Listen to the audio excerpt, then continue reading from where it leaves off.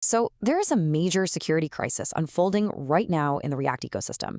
And what started as just one, really critical vulnerability has now cascaded into a whole series of new threats. It's sparking a debate that's not just about a single bug, but maybe about the fundamental architecture of React's newest features. And man, this quote from the Register, it just nails the feeling right now, doesn't it? If you're a developer using React's latest and greatest features, it's been a week. A week of constant patching, uncertainty, and probably a lot of coffee. So let's break down exactly what's going on, what these new threats are, and most importantly, what you need to do to keep your apps safe. Okay, so let's get straight to the point. This is the most crucial thing you need to hear. If you patched your applications last week for that React 2 shell vulnerability, you're not done. I'm sorry to say it, but that patch is no longer enough. You are still vulnerable, and you need to take action again, like right now. So what happened was, as soon as that original fix went out, security researchers basically put it under a microscope. And, surprise, they found it wasn't a complete fix. They uncovered two entirely new vulnerabilities. Now, these aren't the same kind of scary, remote code execution flaw, but they pose some really serious risks of their own. One can crash your server completely, and the other, it can leak your private source code. Yeah, not good. Okay, so let's break these two down because they're pretty different beasts. On the left, you've got the denial of service or DoS attack. Basically, an attacker sends this perfectly crafted, malicious request that sends your server into an infinite loop. It just spins and spins, maxing out the CPU, and your app becomes totally inaccessible to real users. Then on the right, we have source code exposure. This one's a little sneakier. A different kind of malicious request can trick a server function into, well, returning its own source code. This is bad because it could expose your secret business logic or, way worse, any secret keys or passwords you might have accidentally hard-coded in your functions. And here is the slide you need to screenshot. Seriously, this is the critical, actionable info. If you're using any of these packages, you need to go check your version numbers. And here's the key thing to notice. See how versions like 19.2.2 are listed as vulnerable? That was the version that patched the original flaw. So if you upgraded last week, you're still vulnerable to these new attacks. You have to upgrade again to one of these latest patched versions, like 19.2.3, to be fully protected. All right, so that's the fire drill for today. That's the immediate problem. But to really understand the bigger picture here, we need to rewind the clock a little bit and look at the vulnerability that kicked this whole mess off in the first place. 10.0. Just look at that number. That's the CVSS severity score for the original vulnerability, React 2 shell. For anyone who doesn't live and breathe security scores, that's the maximum possible score. It's as bad as it gets.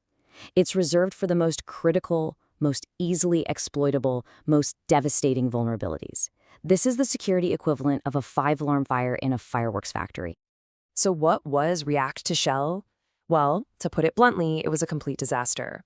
It meant that any attacker on the internet with no password, no credentials, nothing, could send a malicious message to a server running React server components and run any code they wanted on that server.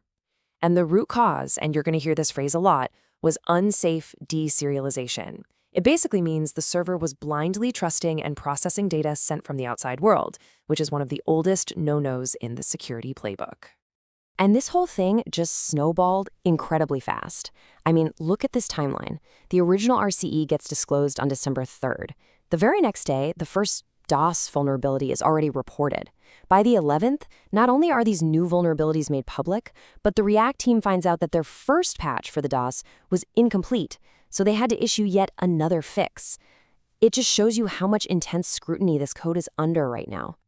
Okay, so to really get why this is happening, we've got to talk about the technology at the heart of it all, React Server Components, or RSCs. This isn't just a small new feature, it's a massive architectural shift for React.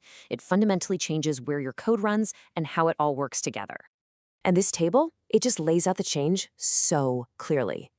Traditionally, React runs in the browser. It talks to a backend. Any backend, written in any language, using standard stuff like REST APIs and plain old JSON.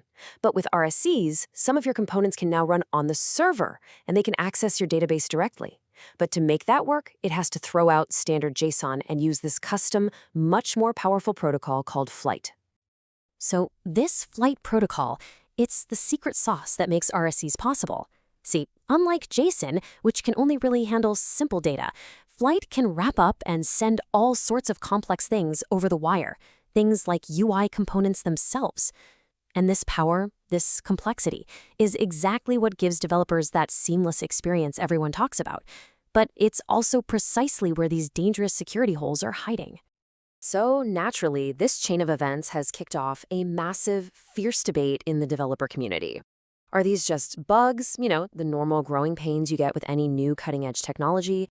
Or are they a symptom of something much deeper, a fundamental architectural flaw at the very core of this new model? Now, the official position from the React team is that this is pretty normal. They're saying, look, when a critical bug is found, the entire community puts that code under a microscope. So finding these follow-up issues is actually a good thing. It's a sign that the open source security process is working exactly like it's supposed to.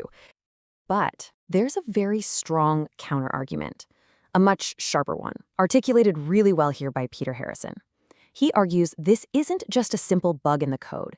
It was the predictable, almost inevitable result of violating a core fundamental rule of security. You never, ever, ever blindly trust data coming from a client, especially when you're doing something as powerful as deserializing it. And this slide really drives that point home. This problem of unsafe deserialization, it's not new at all.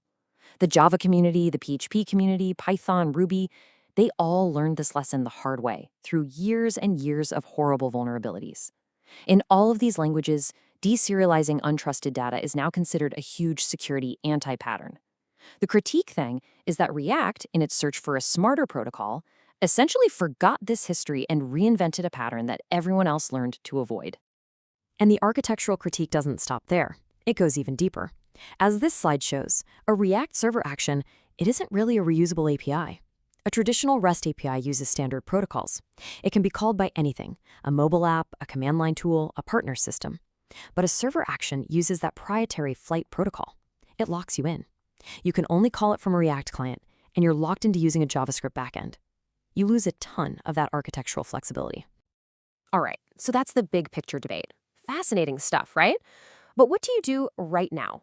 Regardless of where you stand on the architecture, if you're using this technology today, you need to know how to lock it down. So let's turn to some practical advice for building a safer system.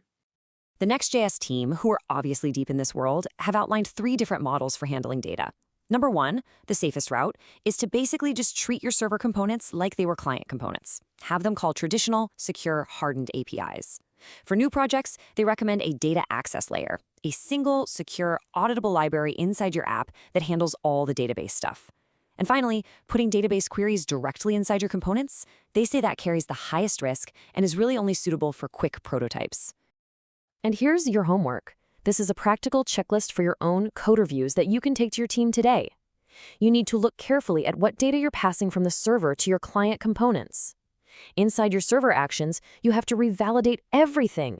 Check the user's permissions again, check every single argument they send, and treat anything and everything that comes from the URL as inherently untrusted, because it is. Which brings us to our final question, and it really is the core of this entire situation. React server components offer this genuinely compelling vision, right? A seamless developer experience that blurs the lines between client and server. It's powerful. But as we've seen so clearly this past week, this beautiful abstraction comes with some pretty significant security and architectural trade-offs. The question every developer and every team now has to ask themselves is that seamlessness worth the risk?